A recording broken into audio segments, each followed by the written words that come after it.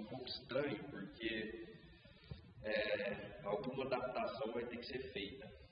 Depois eu vou até conversar isso com o pastor, porque, como vocês veem pelo título, é uma rede de discipulado. Discipulado é para crente. Então, o nome é o de menos. A questão é que muitos dos temas que estão aqui talvez seriam muito melhor aproveitados por pessoas cristãs. Aí alguma coisa que vai ter que ser adicionada para que tenha também um sentido mais evangelístico.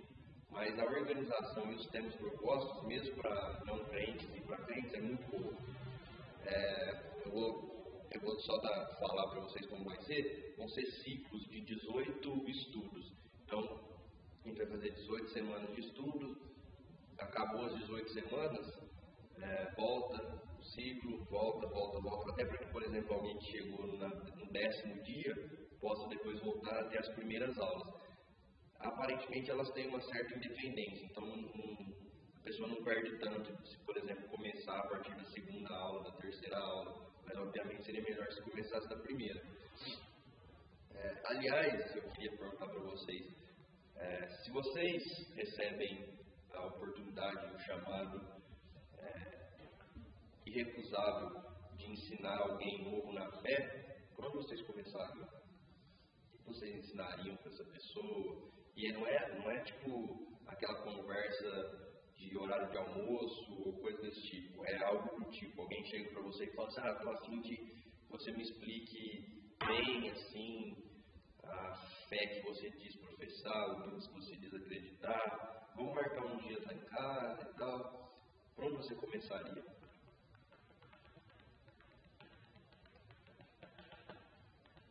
Eu, na maioria das vezes, procuraria começar pelo Evangelho, que é explicando ele, e aí partir para outros temas. Mas, em algumas experiências que eu tive, a maioria foi de responder a muitas dúvidas que as pessoas tinham, e resposta a isso, e colocando temas para fariam parte do discipulado das pessoas. A partir de uma pergunta, consigo introduzir vários temas.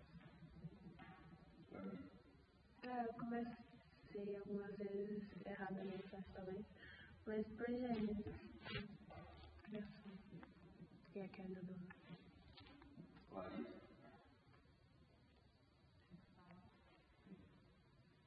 Eu não sei se você não falaria nada. Obviamente você falaria tudo.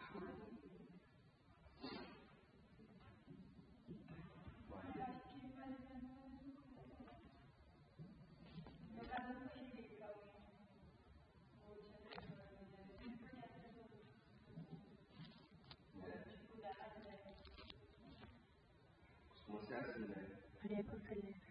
O legal desse espaço seria justamente esse. Se pessoas vierem, a gente tem a oportunidade de, olha, vai começar do começo.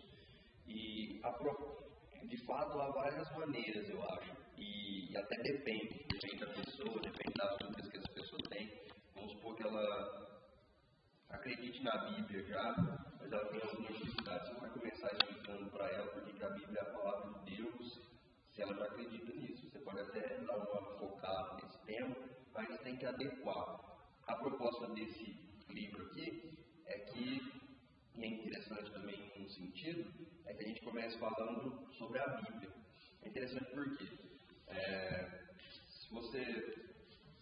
se você fala para alguém que é cristão ou crente, a pessoa vai imaginar, eu antes era mais forte, hoje menos, mas ainda tem um pouco dessa relação, vai imaginar que você é um cara que lê a Bíblia, ou que acredita na Bíblia, né? E aí o que as pessoas dizem sobre a Bíblia hoje em dia? Que há erros, que ela é ultrapassada, esse tipo de coisa. Então, inclusive ontem a gente conversando com os mormons, o discurso a gente acredita na Bíblia, mas na prática a gente não acredita na Bíblia, né? Não, é só um discurso, a gente acredita na Bíblia. Assim como os espíritas dizem, né, que acreditam na Bíblia, é só um discurso, porque tudo que eles pregam é contra. Oi? Ah, é? Loucura. Então seria legal a gente começar com essas pessoas a pensar a defender, digamos assim, porque a gente crê na Bíblia. E o outro motivo é o seguinte: tudo que a gente for falar daqui para frente, a gente vai tirar da onde? Da onde a gente tira a nossa ideia de cristianismo, os nossos temas, como por exemplo o Evangelho, como por exemplo a criação, da Bíblia. Então, se a gente não explicar algo sobre esse livro do qual a gente vai tirar os temas, a pessoa talvez fique assim, e lá no meio ela vai falar assim: mas você está falando isso, mas a Bíblia nem é verdadeira e tal. Obviamente vai aparecer isso no meio, e eu oro para que apareça lá no 15º estudo: mas a Bíblia, a gente vai falar sobre isso. Então, acho legal a ideia de pensar sobre a Bíblia. Então, esse é o nosso primeiro tema, a Bíblia Sagrada. E para pensar nele, a gente vai ler 2 Timóteo 3, 16 e 17.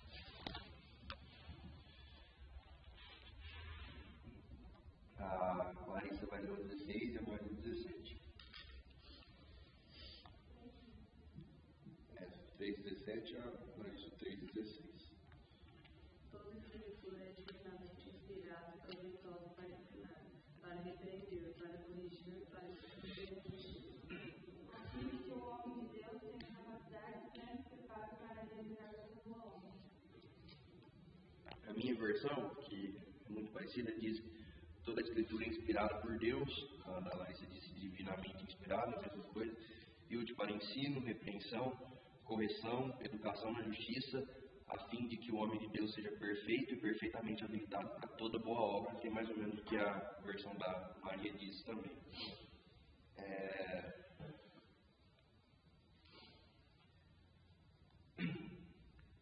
Se a gente começa a falar sobre a Bíblia, o que muitas pessoas vão dizer é justamente isso: há erros, não tem como ela ser a palavra de Deus ou coisa desse tipo, é um livro de homem, então tem erros como quaisquer outros livros.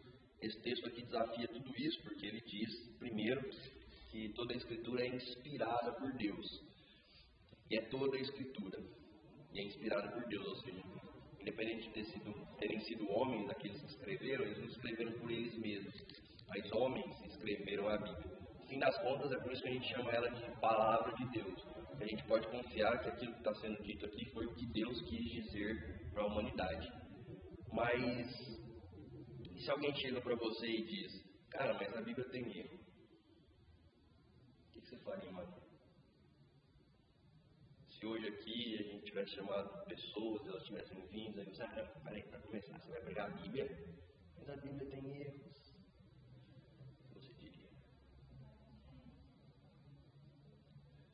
a Bíblia.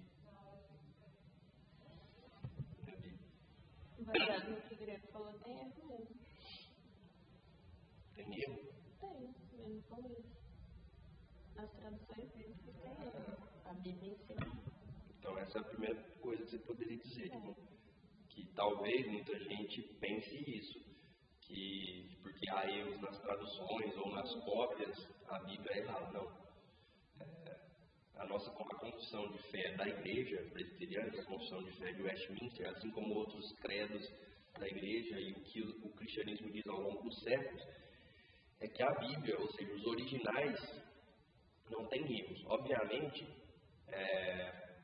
as cópias podem ter erros e as traduções podem ter erros, principalmente, igual o grego diz, se for tradução de uma tradução.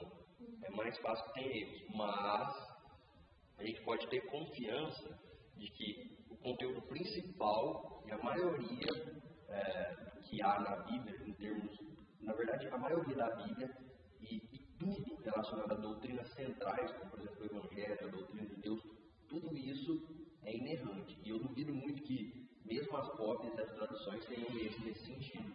Há algumas divergências em textos tão pequenos assim da Bíblia.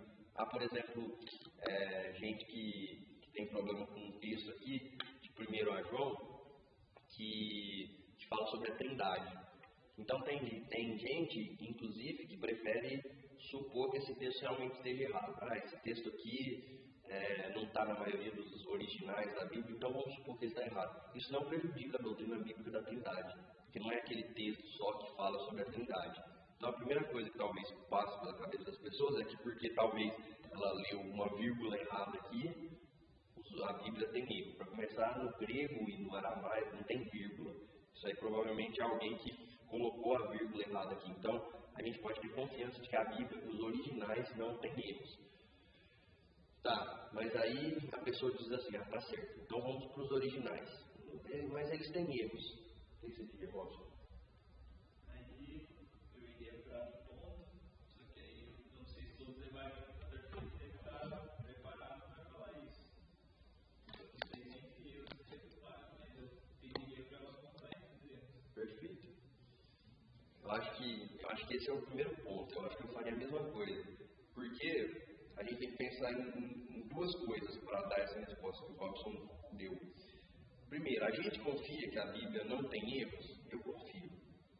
Vocês confiam que a Bíblia é inerrante, ou seja, não tem erros? Que bom, tem que partir daí, né? Porque se você tem dúvida, aí fica complicado. Olha, já que você falou sobre isso, mas, inclusive ontem, a ideia de Deus lá no mormonismo é de que Deus, o Pai de Jesus Cristo, é um cara de osso, de carne e tudo, que fez relações com Maria, e aí surgiu Jesus, que também era um homem normal e tal, e que o próprio Deus, que eles chamam de Elohim, foi criado. Aí a gente conversa, mas lá na hora eles não falaram isso, eles falaram que para ele Elohim é o Deus. Aí a gente pegou e falou assim, mas ele criou a Deus e ele não foi criado por ninguém. Quem criou esse Deus? Que é uma resposta que o cristianismo dá tranquilamente, depois eu até posso explicar para você. Mas eles pegaram e ficaram loucos disso. Um outro lá que falou, não, tem coisa que a gente não entende, a gente estuda, mas isso é muito profundo. Aí um outro, que tem só 3 meses de estudo lá, ele pegou e falou assim, eu já parei de pensar nisso. Então você vê que a pessoa ficou balançada. Então ele estava ali pregando, na verdade quem pregava mais era o outro carinha, que tem 2 anos já de missionário, ou esse outro tem 3 meses só. Uma dúvida, então você também de Jeová no processo, leva uma experiência. Aparentemente sim. Aí, então você vê que a pessoa não tem convicção daquilo que ela está falando. Então imagina a gente, cara, a Bíblia não tem erros, e aí o cara faz para a gente fica balançado. A Bíblia não tem erros, ela é divinamente inspirada. Esse é o primeiro ponto, a gente acredita nisso. O segundo ponto é que muitas das pessoas, talvez a maioria das pessoas, dizem isso por quê? Porque a mídia diz, porque os céticos dizem por aí, propagam, e aí vem livros de ficção, como por exemplo, aquele do Dan Brown lá, Código da Vinci, essas coisas começam a colocar em dúvida. A Bíblia, esse dia saiu uma reportagem exatamente que bomba, saiu um novo, descoberto um texto que prova que Jesus foi casado, ou que essas coisas. Aquele sensacionalismo em torno disso, que a igreja de Cristo, de Deus, tem que se manter como em relação a essas coisas todas, firme, tranquilo, porque a gente sabe que uma hora ou outra isso aí tudo cai por terra, porque ao longo da história, muitos argumentos foram colocados, provas irrefutáveis de que aquilo estava errado, tudo isso caiu por terra. Então essas pessoas ouvem isso, elas vão para a faculdade e ouvem que a Bíblia é uma criação social, que é ultrapassada, essas coisas, e porque elas não gostam da Bíblia, não gostam de Deus, porque essa é a nossa situação desde sempre, quando a gente nasceu, o homem natural não gosta de Deus, a gente sabe disso, elas encontram uma desculpa. Olha, o cara aí está falando que a Bíblia tem erros, os cientistas, os melhores, vão dizer que a Bíblia tem erros, achei uma desculpa para eu não ser crente, para eu ir na igreja, essas coisas todas. Então, ele na verdade nem pensou muito sobre isso. Ele só fala que a Bíblia tem erro porque disseram para ele e ele gosta dessa ideia. Faça um teste com essa pessoa. Igual o Robson disse, eu acho que eu iria ainda mais fundo, não é nem tipo, eu pediria para ela apresentar alguns, não. Eu pediria para ela apresentar um. Esses dias, inclusive, eu li alguém no Facebook falando isso. Se alguém algum dia chegar para você e falar assim, a Bíblia tem erro, você fala assim, tá, cara, me mostra um. Vá com confiança. É claro que a gente precisa ter estudado, porque se esse cara chega e mostra alguma coisa, você pode falar assim, bom, vai ficar feio. Vai ficar feio, é por isso que a gente precisa estudar. Mas como a gente sabe que a Bíblia não tem isso, que a maioria dessas pessoas vai por impulso, Se você tiver uma mínima base, você pode chegar e desafiar essa pessoa e dizer, me mostra um. Outra coisa também, nesse ponto de pedir para mostrar, eu já tive essa experiência, eu pedi para a pessoa apontar alguns, né, no caso eu pedi um, e aí, tipo, é claro que tinha segurança de que eu iria conseguir responder, mas às vezes o fato de você estar em dia com a sua leitura, estar estudando a Bíblia e tal, te dá tanta segurança que o cara veio com. Ele não conseguiu formular a pergunta, porque a pergunta dele já começava com um erro. Ele foi falar de Levítico e falou, do livro de Levíticos. Qual que é o livro? Levíticos. Então, eu já esquece muito daquela pergunta. Ele falou de Levítico é Levítico. Aí, de repente, se você não for um cara que é prático, de repente você, nossa, mas será que Levíticos é um outro nome para Levítico? Que às vezes é assim, tipo, eu não sei você, mas no ambiente de escola, por exemplo, quantas vezes o professor nem sabia o que ele estava falando e a gente engoliu porque ele não sabia. Aí às vezes o cara fala uma coisa que nem ele, nem você sabe, você engole. Então, na verdade, é o nome de um livro. É isso, poder falar sobre, acho o primeiro erro de você. Mas então, seria muito bom que a gente, eu estou gostando muito dessa ideia desses cursos que estão sendo dados, porque, obviamente, a ideia de Deus para o homem é que ele seja salvo. A partir do momento que ele seja salvo, que ele cresça. Então, a gente tem que crescer, a gente tem que ter essa base para ter confiança de um dia chegar para alguém e falar assim, então, me mostra um erro. Faz um teste, tipo, você pode ser mais ameno, assim, dizer assim, cara, vamos fazer assim, você me passa um erro daqui uma semana e eu te respondo aí mais uma semana, porque aí você dá um tempo para você pensar, ou 2 dias. Cria essa dúvida e começa a mostrar para as pessoas, na verdade isso tudo que elas estão ouvindo não faz sentido nenhum. Eu comecei a perceber isso na faculdade, porque quando minha fé era tão fraca, na verdade eu não tinha fé quando eu estava na faculdade, que eu comecei a me ver como um imbecil, um alienado, que era o que essas pessoas todas diziam, mas como assim? E aí você começa a ficar confuso, aí você começa a ver essas pessoas lá em cima, como pessoas intelectualizadas, altas, grandes, inteligentes, e você, com o seu cristianismo. Quando eu comecei a estudar apologética, a fé cristã, a verdade que é a Bíblia, aquilo que eu comecei a dizer para as pessoas, comecei a colocar elas no lugar delas. Do tipo, você chega para alguém e pede, se acontece o que comumente vai acontecer, ela vai pegar e falar assim, isso mesmo, ela vai ficar quieta ou vai falar assim, não sei. Ou, sei lá, na Bíblia fala que o morcego é ave. Ou que o sol se pôs. E na verdade, essas bobeiras que, por exemplo, se alguém chega para você e fala, na Bíblia fala que o sol parou e na verdade a gente sabe que é a terra que anda. Mas nós falamos no nosso cotidiano que o sol se pôs, que o sol nasceu. Então, é uma linguagem que a Bíblia usa, que não é uma linguagem científica, é uma resposta simples de se dar. Então, ou ele vai vir com uma dúvida ridícula, ou ele vai ficar quieto. Isso eu tenho certeza, até porque toda dúvida, algumas dúvidas são um pouco mais refinadas, complicadas, mas todas cairão por terra. Isso eu tenho certeza, porque senão a Bíblia não seria inerrante. Tenham essa convicção.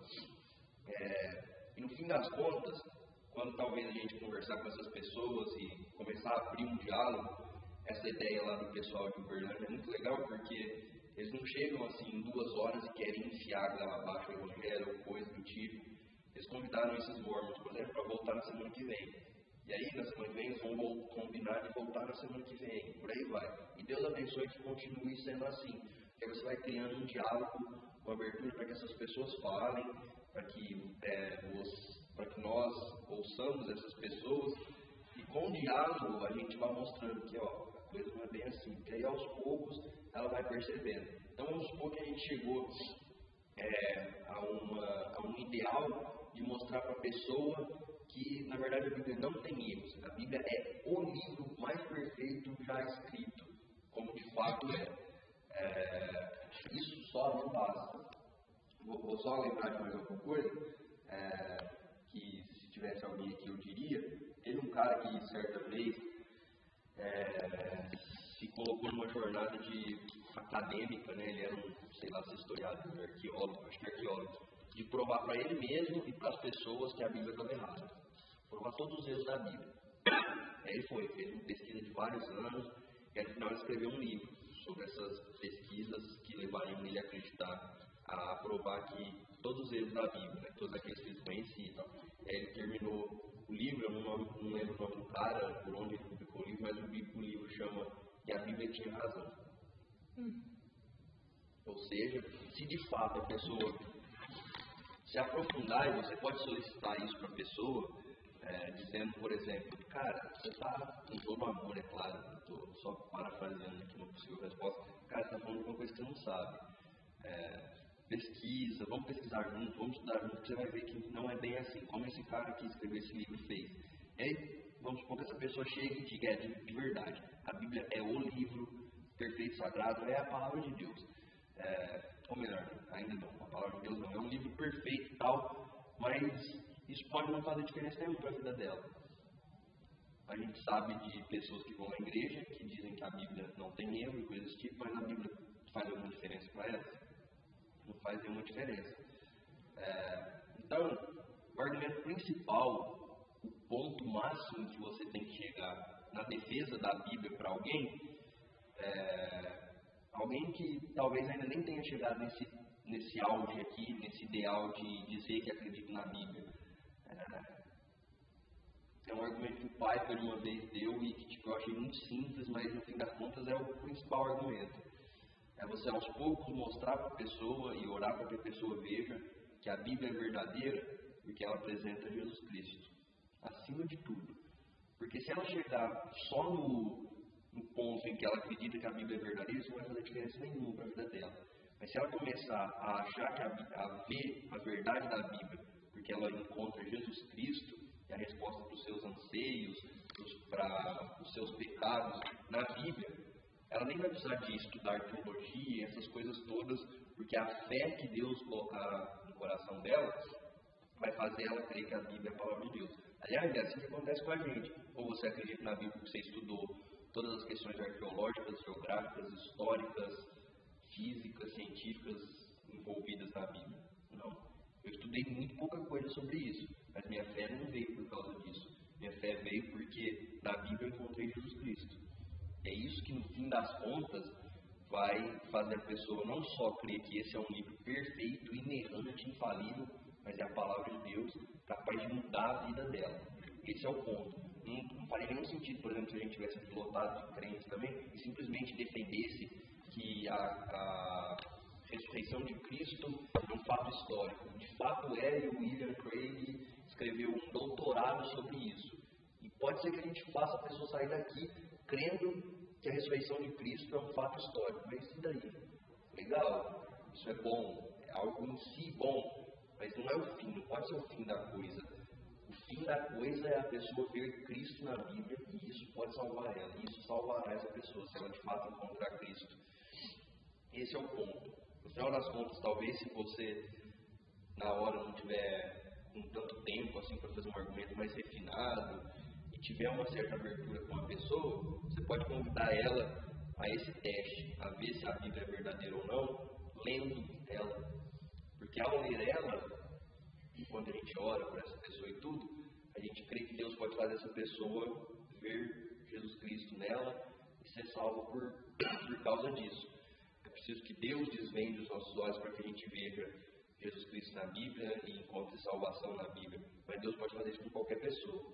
Então, não fica também com medo, claro que triste, e continue orando, mas não fique com medo, receoso e para baixo se algum dia você fizer esse convite para a pessoa e a pessoa continuar cética, morrer cética. A gente sabe que infelizmente as coisas são assim. Mas se ao final da nossa vida a gente conseguir fazer esse tipo de desafio para uma pessoa e ela chegar dizendo para a gente, não simplesmente que agora ela acredita que a Bíblia é inerrante, coisa desse tipo, mas algo do tipo, cara, eu encontrei Cristo na Bíblia e agora a minha vida mudou, isso sim terá feito valer a pena todo esse estudo, toda essa discussão, esse desafio, essa coragem de mostrar para a pessoa que na verdade não é a Bíblia que está errada, é ela. Lembre-se que esse é o ponto. A Bíblia é verdade acima de tudo, como disse o Pai, porque a gente encontra Cristo nela. Um argumento muito simples, mas lindo. Então, até porque nós estamos entre crentes aqui, Vamos pensar um pouco sobre a Bíblia Sagrada como a palavra de Deus. Esse texto que a gente leu diz que toda a Escritura é inspirada por Deus. Tem muita coisa importante aqui. Para começar, toda a Escritura, ou seja, o livro de Levítico, que fala um monte de coisa lá que deixa a gente com sono, fala de sacrifício, lá é inspirado por Deus? É, inspirado por Deus. O livro de Tiago, que aparentemente fala algo diferente dos outros textos, porque fala que você precisa de obras para ser salvos, em algum sentido, sim, ele também é inspirado por Deus. Apocalipse, que fala um monte de coisa que você não entende, ele é inspirado por Deus. É inspirado por Deus. Toda a Escritura é inspirada por Deus. De Gênesis 1 ao último versículo, que eu não lembro qual que é, de Apocalipse 22. Toda a Escritura é inspirada por Deus. Quando esse texto aqui foi escrito, Escritura era o Antigo Testamento.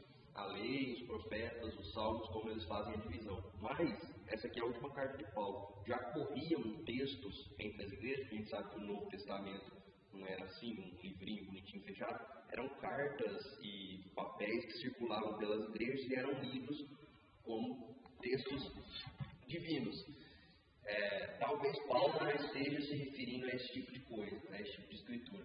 Mas de uma forma ou de outra, a gente sabe, é a doutrina final da Bíblia neste assunto, de que toda a Escritura, por mais que aqui signifique não toda a Escritura, porque não havia toda a Escritura ainda na época, mas a gente sabe que é toda a Escritura. Por exemplo, Apocalipse não tinha sido escrito aqui na época, mas então ele foge de toda a Escritura? Não, toda a Escritura está aqui.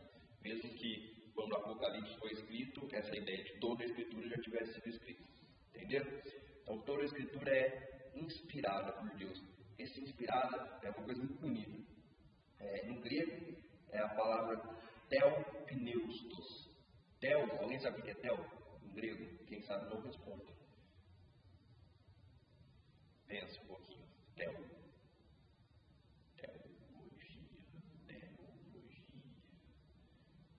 Não é para responder. Você sabe? Com certeza? Deus. É Deus. Theo é Deus. Por isso que teologia é o estudo de Deus, ou melhor, o estudo das coisas relativas a Deus e tal. É isso. E pneustos. É inspiração. Não Pneumatologia é o estudo do Espírito Santo. Pneus, ou pneus, alguma coisa desse tipo, a inspiração, o sopro. Então, no final das contas, essa palavra theopneustos significa expirar, é como se fosse um sopro de Deus. A palavra inspiração aqui é boa, porque ela comunica a ideia, mas mais a fundo é a ideia de um sopro de Deus, é Deus soprando. Então é bem isso, a palavra de Deus, ou toda a Escritura, é soprada por Deus. Então é algo que vem de Deus para os homens, ele sopra essa palavra para os homens, inclusive a própria ideia de Escritura inspirada é como se Deus soprasse as palavras para os homens e eles escrevessem inspirados essas palavras. É por isso que não há erros, porque toda a Escritura é soprada por Deus para os homens.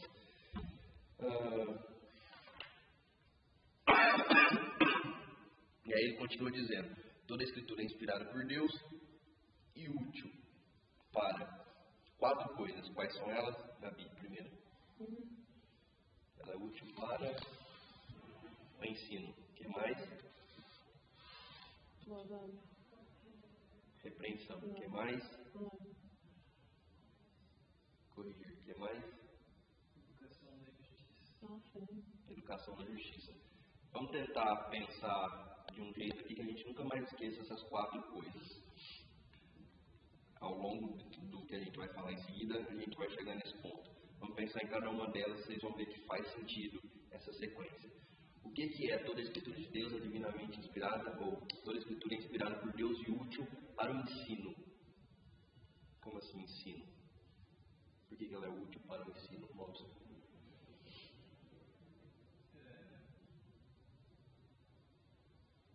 Ainda que traga a ideia de isso aqui que a gente está fazendo também, discipulado e de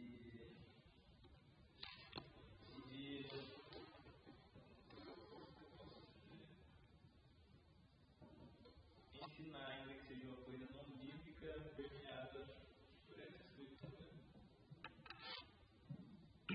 ensino aqui é isso mesmo, essa ideia de. O texto aqui fala que não se trata do processo de ensinar, mas do conteúdo. É claro que quando ele fala a Bíblia é útil para nos ensinar, a gente não está pensando que a Bíblia vai criar corpo, vai pegar uma varinha e vai ensinar a gente. Mas o que ele está querendo dizer é que todo o conteúdo da Bíblia, ele nos ensina. Então, por exemplo, a Bíblia fala sobre a postura de um crente. Então isso é um ensino, é algo que a gente poderia aprender numa escola, como se um professor, Deus, como nosso professor, dissesse, nas questões referentes à ética, ao amor, à fé, a verdade é essa. Então tudo que é verdadeiro está sendo passado por crente onde? Na Bíblia. Então ela é útil para nos ensinar, para o ensino, para a repreensão. O que é repreensão, Maria?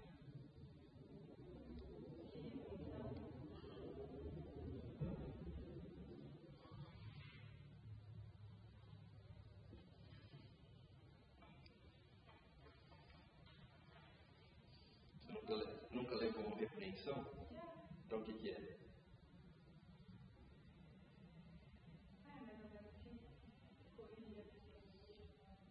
Quase isso. Vocês vão ver que há uma ligação muito forte entre essa repreensão e o correção, porque depois ele vai falar, é útil para correção, mas antes ele fala repreensão, então não é a mesma coisa, é quase a mesma coisa. Repreensão aqui está no sentido de mostrar o erro. Então, quando, por exemplo, eu faço algo errado, algum irmão gentilmente, com todo amor, vem e fala assim, cara, lembra aquilo. Correto é isso, você fez isso. Então você está errado. Esse é o sentido de repreensão. É mostrar o erro, evidenciar o erro. Mas a gente pode fazer isso. Não tem errado de julgar. Brincadeira, né? Claro que isso é uma coisa idiota. Não tem nada a ver com a ideia da Bíblia. Mas aqui, não é nem, obviamente, a gente tem o papel importante de mostrar para os irmãos o erro biblicamente, mas a ideia é que é na Bíblia que a gente pode corrigir um erro. Então, se, por exemplo, que a gente pode mostrar um erro. Então, por exemplo, se você está com a vida toda errada e você, por Deus, é impelido, empurrado para ler a Bíblia, pode ser, e obviamente muitas vezes isso acontece, que você está lendo e de repente a Bíblia te repreende. Ela fala de uma coisa, ela, por exemplo, fala, cobiça é pecado. E naquele dia lá você foi o maior cobiçador do mundo. Ela está te repreendendo. Isso é lindo, né? Não é uma pessoa que veio e falou para você, é o próprio Deus, por meio de um livro escrito há muitos anos, que está dizendo, sabe isso que você fez o dia inteiro? É pecado, Deus não gosta, Deus abomina, isso ofende a Deus. É isso. Repreender é isso, mostrar o erro. Assim como quando um irmão vem e fala para você, mas aqui é o próprio Deus te falando. E aí, vamos pensar na ideia do irmão que vem e fala para você, você errou. É legal ele falar isso e ir embora? Isso aí. Qual que é o passo seguinte? Mostrar e ajudar a pessoa. Né? Você corrigir. Então, você mostrou o erro e aqui está a verdade. Cara, você tem que sair daqui e vir para cá. Como uma ideia de empurrar a pessoa para o caminho certo. Então, olha só como começa a fazer sentido. A Bíblia nos ensina sobre todos os assuntos, dentre esses assuntos ela nos ensina sobre o que é certo e o que é errado e acaba nos mostrando o nosso erro. Mas não só ela mostra o nosso erro, como ela diz, por exemplo, arrependa-se. Então ela está te corrigindo, ela te repreende e te corrige. Está vendo como fica mais fácil entender lá as 4 coisas? Ela usa para o ensino, para a repreensão, para a correção. Então a Bíblia nunca vai te mostrar o erro e te deixar na mão. Deus nunca vai fazer isso com a gente. Ele vai nos corrigir, nos colocar no caminho certo. E aí, por fim, é útil para educar na justiça, né? Ou, educar na justiça, diz a minha tradução. Como é que fala a sua? Educação na justiça. É basicamente essa ideia. O que significa isso? Vamos pensar na nossa analogia.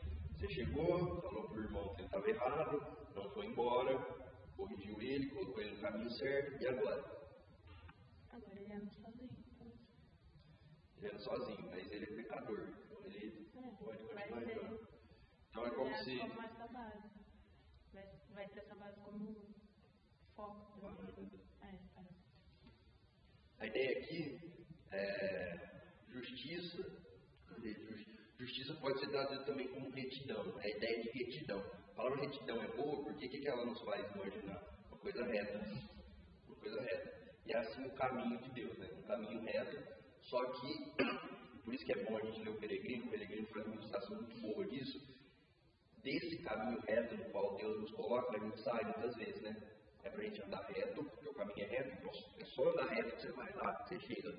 Só que a gente curva para a direita, curva para a esquerda, às vezes sai longe, até esquece qual que é o caminho de volta. Acontece isso no Peregrino. Muitas pessoas, inclusive, acham que estão no caminho reto, mas somem e nunca mais voltam. Mas a vida do crente, por mais que seja de vir um pouco para a esquerda, vir um pouco para a direita, é de se manter no caminho reto. Então, essa ideia de educação na justiça é a ideia de se manter nesse caminho reto. É a ideia da perseverança dos santos, talvez. Então, não só Deus mostra o nosso erro, nos corrige, mas Ele nos mantém nesse caminho reto. Então, o que eu faço agora? A Bíblia nos ensina, nos repreende, nos corrige e nos educa na justiça. A ideia de educação na justiça ou educação na retidão é boa, porque é como se fosse um professor mesmo educando você. Se você é um bebê e não sabe andar direito, se você fosse ser educado, ensinado a andar, vai tropeçar nos primeiros passos e tudo, mas em um momento você vai estar educado e vai conseguir andar. A ideia aqui é a mesma. Educação na retidão é isso. É Deus ir nos moldando para que a gente consiga andar no caminho reto, que a gente consiga se manter no caminho reto, como a Gabi disse, mais ou menos andar com as nossas próprias pernas, mas a gente sabe que a gente só anda com as nossas próprias pernas se Deus estiver ali atrás, na frente, dos lados, nos mantendo. Então, se vocês entenderam, ficaria fácil da gente dizer agora quais são as 4 coisas. Toda a Escritura é inspirada por Deus e útil para ensino, repreensão, correção, educação na justiça. Pronto, decoramos o primeiro versículo, ou o primeiro metade do segundo, decoramos ele. Porque ele nunca sai das nossas mentes, porque a ideia é muito simples e muito bonita. E aí termina dizendo, a fim de que o homem de Deus seja perfeito e perfeitamente habilitado para toda boa obra. A fim de que é a ideia de, com a finalidade de que, com o objetivo de que. Então, por que a Bíblia faz isso? Aí ele responde, para que, com a finalidade de que o homem de Deus, ou seja, o crente, seja perfeito. Então a Bíblia ensina que a gente pode ser perfeito. A finalidade é essa. Portanto, essa finalidade só será alcançada no dia que formos glorificados. Também. Além disso, que o Robson falou, a Bíblia mostra muito isso, que por mais que a gente não consiga chegar no alvo que é Cristo, no ideal que é a santidade perfeita em Deus, a gente tem que ter esse alvo, porque se o nosso alvo for muito baixo, fica fácil. Nosso alvo tem que ser lá em cima. Mas além disso, é legal a gente pensar também que essa palavra aqui, traduzida por perfeito, no grego ela é artios, que significa adequado, completo, capaz. Aí fica mais fácil de entender, né? Então a Bíblia é útil com a finalidade de que o homem de Deus seja capaz, seja capacitado, seja habilitado para quê? No fim das contas, qual que é o objetivo da gente nessa vida? Boas obras, ou seja, ajudar os pobres, oprimidos, é isso? Também. Mas não só. Não só. A obra anunciar a boa não. Boa obra aqui é algo bem amplo e que a gente acho que a gente está cansado de saber que não é, como a Gabi disse, só essas coisas.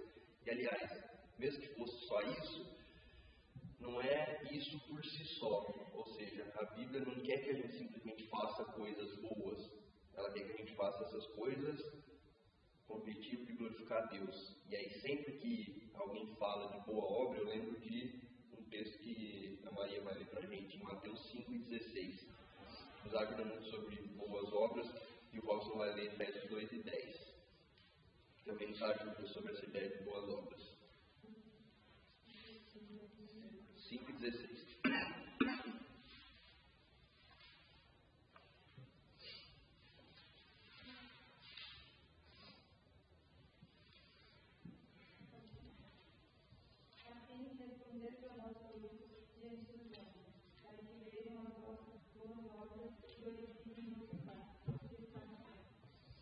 Então, a Escritura nos ensina, nos educa na justiça, nos repreende, nos corrige com a finalidade, com o objetivo de nos capacitar para as boas obras. Essas boas obras, como consequência, farão o quê? Farão resplandecer a luz de Deus em nós e Deus será glorificado. Esse é o objetivo. Robson. Pois somos feitura dele, criados em Cristo Jesus para boas obras, as quais Deus de antemão preparou para que andássemos nelas.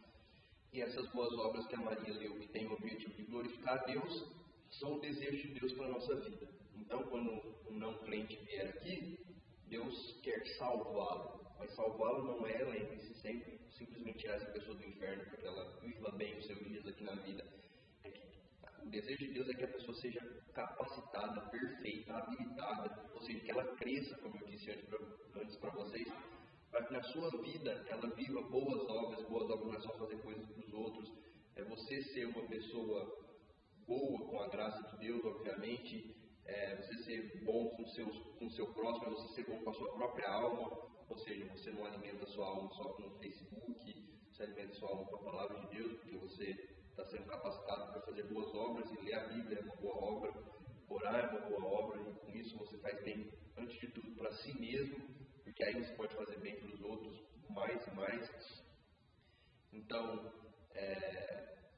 esse é o objetivo de Deus desde antes da fundação do mundo, que a gente vivesse em boas obras para que elas glorificassem a Deus.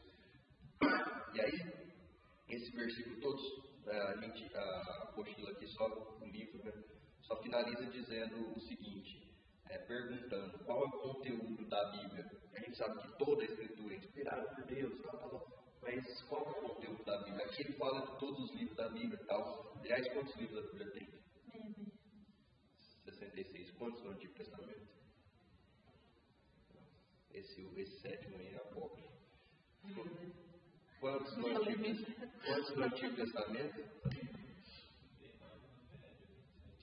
39 no Antigo, 27 no Novo, 66 livros.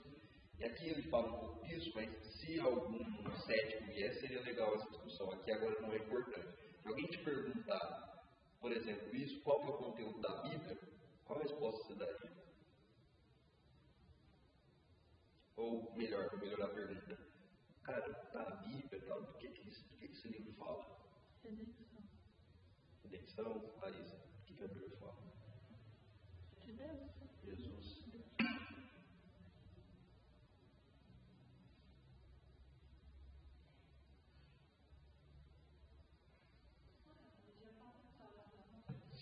Pode. Inclusive eu tinha anotado esses temas aqui, redenção, que é salvação, e Jesus. Antes de tudo, Jesus. Porque a redenção, a salvação, é com o objetivo de nos levar para Jesus, para que a gente aprecie Jesus. Então se alguém vier e perguntar para você, diga isso. Cara, essas páginas todas aqui, de Gênesis e Apocalipse, falam de Jesus Cristo. E voltando, então, amarrando com aquilo que a gente disse no começo, é por isso que a gente pode ser salvo por ela, é por isso que pessoas podem ser salvas por ela, é por isso que esse é o livro mais importante de todos, é por isso que a nossa vida deveria ser dedicada a estudá-lo, a lê-lo, a amá-lo. Vamos orar. Senhor Deus, muitíssimo obrigado por momentos tão proveitosos na Tua presença. Se a gente fosse falar de temas do nosso interesse cotidiano ou de quaisquer outras coisas que nos interessam a nossa carne, talvez a gente não estivesse falando do tema mais sublime de todos, então a gente estaria desperdiçando nosso tempo, a nossa vida, mas o Senhor, que é muito bondoso, nos deu a graça de podermos falar do melhor de todos os assuntos, podermos falar do Senhor, da Tua revelação, que é porque o Senhor se revelou para nós que a gente pode falar do Senhor, da Tua Palavra. Esse tema tão sublime tem que ser básico, seja para não cristãos que estão começando a entender o Evangelho e precisam conhecer sobre a Tua Palavra, mas para nós, tenhamos nós um dia ou dezenas de anos de fé. A Tua Palavra é a nossa base, porque o Senhor é a nossa base, o Senhor decidiu se revelar para nós nesse livro, que portanto precisa ser amado, lido, crido e defendido, porque nele não há erros, não há imperfeições.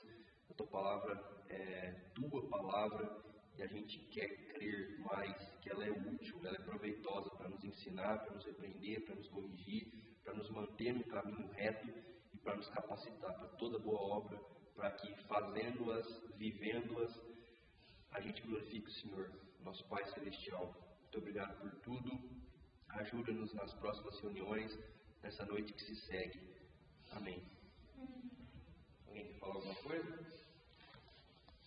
Uma colocação aí, uma coisa que você falou, e aí de repente, imaginando que essa pessoa tem um pouquinho de conhecimento, foi um cara que leu a Bíblia, ouviu alguém falando alguma coisa, mas onde que fala de Jesus em Gênesis?